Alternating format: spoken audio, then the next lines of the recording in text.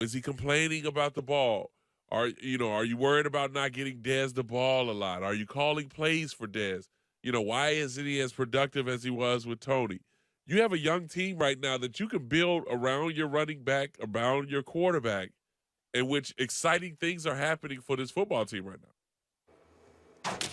Donovan, strong words there. So you think, should the team trade Dez and Romo? Well, I think at this particular point, just talk about Tony Romo. At this particular point, he hasn't been healthy over the last 4 or 5 seasons. And the back injury is a problem. The shoulder injury is a problem. Now you have a young guy that can play from the pocket as well as outside the pocket, and his leadership skills stand alone. And I love what I'm seeing from Ezekiel Elliott. The offensive line is stable. Terrence Williams all of a sudden is looking like a solid receiver. You got Butler catching passes. Jason Witten is being a big key for them. But the thing about when you have a young quarterback, he always has something to fall back on, a security blanket. He has Jason Witten, but he also has Cole Beasley. Cole Beasley is a guy who didn't even think he would want to play football anymore. They allowed him time away to get his mind back together, and he came back, and look what he's been doing.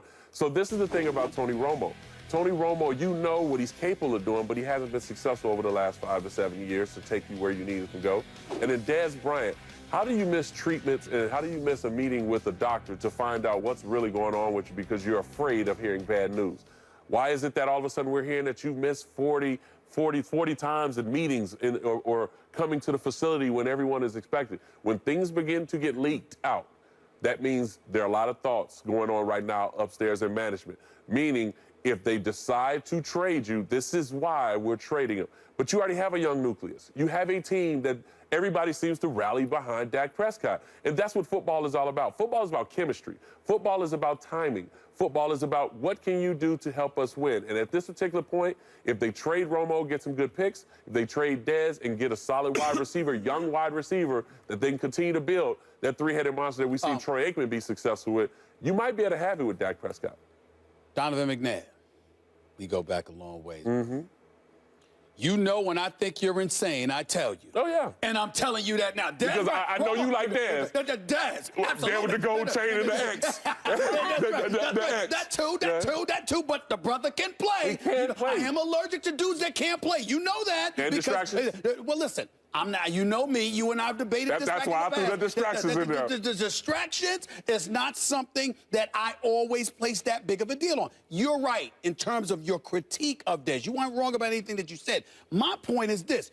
Athletes are hard to find. Studs are hard to find. You know that better than anybody. So if you got a stud like Dez, by the way, that guy that was Dez Bryant that was a bit problematic, that's usually when the Dallas Cowboys are losing. When the Dallas Cowboys are winning, and they're in a position right now, they have never been in the career of Dez Bryant or in recent memory for the Dallas Cowboys in terms of having 2 young studs and a Dak Prescott and a Ezekiel Elliott. You talking about moving Dez? Please. Romo, yes, after the season is over. Yes, no problem with that. Wrong. But no problem with that after the season. Right, after the season. But Dez? Yeah. Dez, I'm not letting go of Dez. No way. Well, see, this is the thing why I say Dez, because right now, Dez hasn't been out there in the last couple of weeks, and they've been very successful this season. We haven't had any drama with Dez coming back with drama?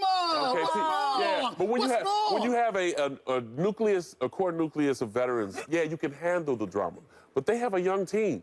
The team that they have, they haven't seen Tony Romo do great things besides what he did the MVP type season when they end up losing to Green Bay. But they haven't seen over the period of time what Tony has been able to do. With Dez Bryant, yeah, he's in the locker room. He's probably the energetic guy getting everybody pumped up. Guys are following him. But yet still, Dez hasn't been out there to help them out on the football field. I can't listen to this foolishness anymore from the two of you. It's a matter of time before Odell blows up over there. First of all, Donovan McNabb, you and I go back a long way in terms of me cursing your name as I watch you on television. You're not the first or the last. I hate what you used to do to my Giants.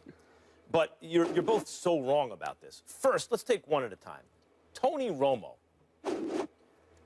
The Dallas Cowboys had a problem.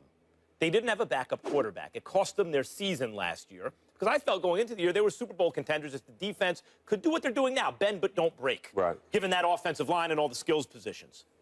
But, hey, can maybe a backup quarterback tread water, just keep your head above water? How long are you going to have a backup quarterback till he's, what, 40? Just keep your head above water until Romo gets back? The answer was no, because they didn't have one. They draft Dak. They thought maybe they had one. Now, the answer is, the solution is, they have a backup quarterback. it's just not the guy you thought it was. Right. The backup is Romo. Why do you have to keep him as the backup? First of all, imagine what the Steelers would do right now if they had Tony Romo on the bench, how happy they'd be. Secondly, you can't get any draft picks for Romo. He can't be a starter for another team because his health is unreliable, given his back injury and age. But he's excellent when healthy. You know what that is? That's an overpaid but excellent backup quarterback. Don't get it bent. Don't get it twisted because he's the star name and he's got the contract. He's the solution on the bench for the Cowboys. Why would you then trade him and create the problem you just had? Well, it seems that Bill Belichick was smart enough to do something with Drew Bledsoe when he went with the guy no one expected to be the backup quarterback in Tom Brady. And look what that's done for them. Not saying that could happen with Dak Prescott, but this particular point, you got to step out. Jason Garrett's going to have to step out and show us the man he is. I don't need to hear Jerry Jones telling us what the next step is. I need Jason Garrett to step out and say, you know what, we're going forward with Dak Prescott. You and I, owe our national television audience an opportunity to have this conversation, getting back to the distractions. Because you once had a teammate named Terrell Owens, who clearly was a distraction. My argument, however, was he's the best receiver you ever had. Outside of Brian Westbrook, who you utilize in so many He's a different running ways. back. You know, he's a running back, but I'm just saying, you know, he used to catch a lot of passes for you too. What I'm saying to you is this. A distraction may be one thing, but at the same time, if it elevates your stature as a franchise, as a team, because of the multitude of weapons you have, does that not supersede it?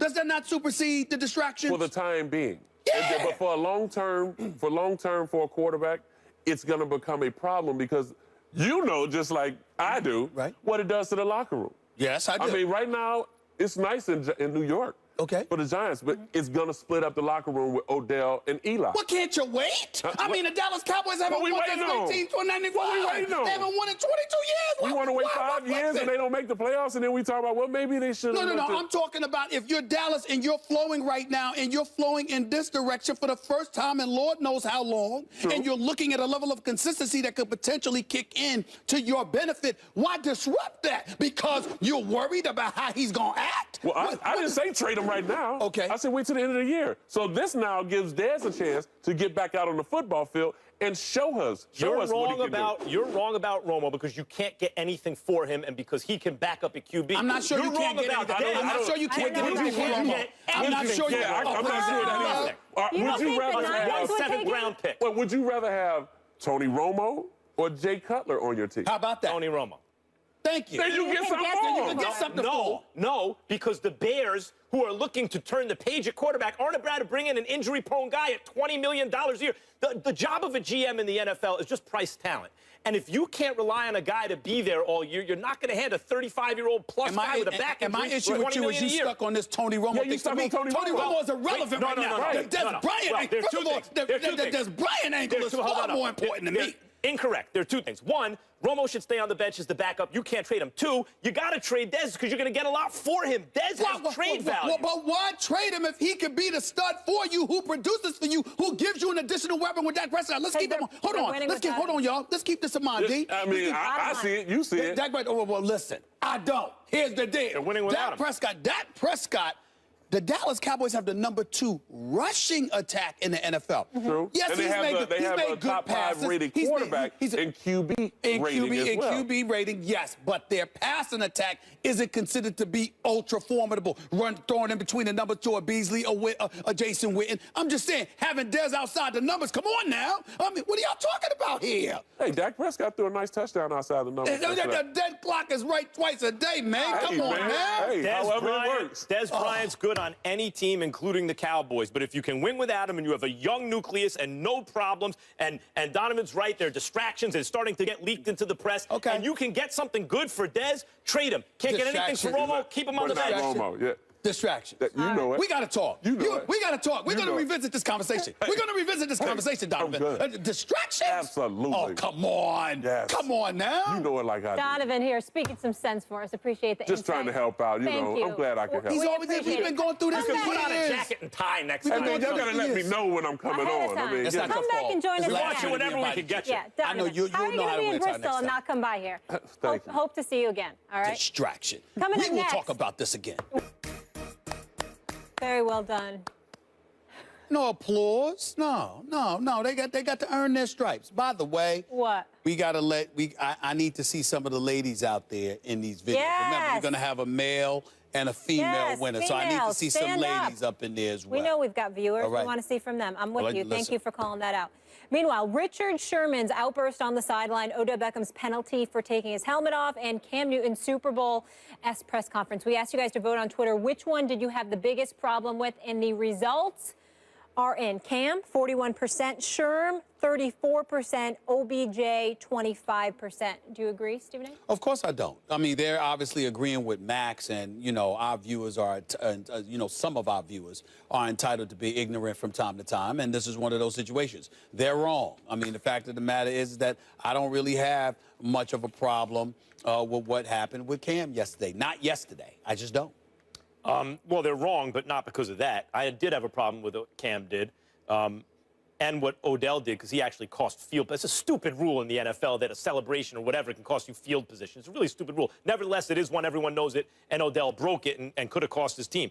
Sherman outburst ahead of Odell's. Sherman is upset because of miscommunication and trying to get things together. Odell takes off his helmet and gets the team penalized in a close game that they could have lost. I think Odell's was worse than Sherman. I just look at Cam, and I think that Cam is bringing attention to the Carolina Panthers and their ineptitude in the offseason. They were feeling themselves with the reigning NFC champions. We can afford to be a bit laissez-faire and a bit arrogant in that regard, and I think that Cam Newton is frustrated having to eat up all the attention that comes his way with the territory. because of it. Well, He's the face of the franchise. He was very nearly and may still be the face of the entire league, the face of the NFL.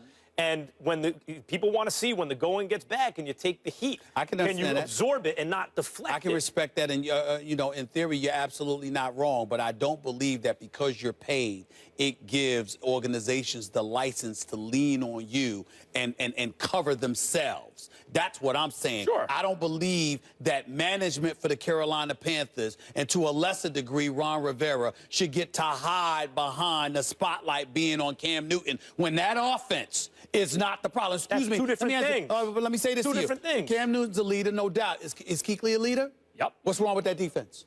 Because it ain't the offense that's the problem with the team. But Thomas Davis, I love Thomas Davis. He's big time. And him and Kuechly are playing, by the way. But shouldn't they be made to answer for their defense? Everyone knows the quarterback is the biggest star on the team. They're the one who's going to have to talk. They're the one who's going to have to say how great everyone else is when it's good and how bad they are when it's bad, whether it's true or not. This is the way it's always been done, and it seems to work for the great ones. And if Cam wants to do it another way, fine. But then you got to do it while you're winning.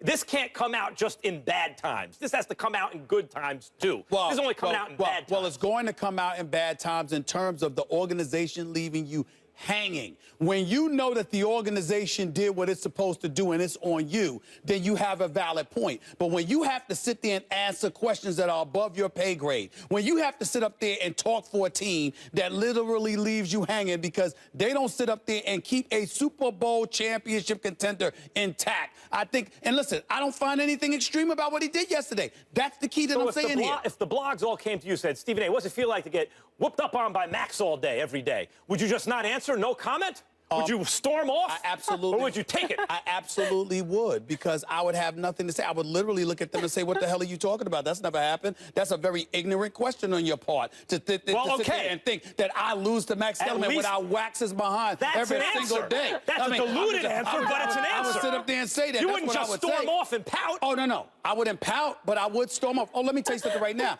Ask people who run into me. They come up to me at the game. You got to come up to me with the right tone. You better not be disrespectful. And depending on your question, if it's a stupid question, I have walked by people. That's a highly intelligent question. I have walked by people and have completely ignored them. Ask them.